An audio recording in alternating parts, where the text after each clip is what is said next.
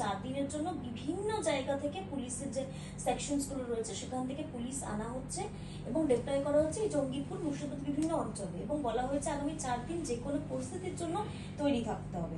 Notification একটা জারি হয়েছে। দেখুন, আমরা যা বিভিন্ন হোয়াটসঅ্যাপ গ্রুপ থেকে বিভিন্ন স্ন্যাপশট পাচ্ছি, সেই গ্রুপে মুসলিমরাই আছে, অন্যরা কেউ নেই। বহু শুভবুদ্ধি সম্পন্ন মানুষ যারা আছেন তারা পাঠাচ্ছেন আমাদেরকে।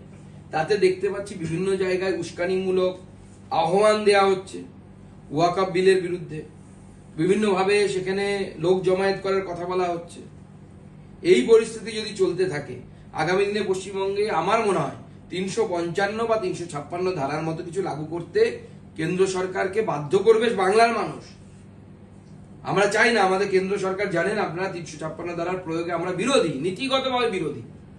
কিন্তু যা পরিস্থিতি, যে পরিস্থিতি থেকে মমতা বন্দ্যোপাধ্যায় এই রাজ্যকে নিয়ে যাচ্ছে, এই রাজ্যে বিশেষ আইন, বিশেষ অধিকার কেন্দ্রীয় বাহিনী দিয়ে তাদেরকে নামাতে হবে, না হলে এখানে এই রাজ্যের সংখ্যাগরিষ্ঠ মানুষকে, যারা কোনো কোনো জেলায় সংখ্যালঘু, তাদেরকে বাঁচানো যাবে না।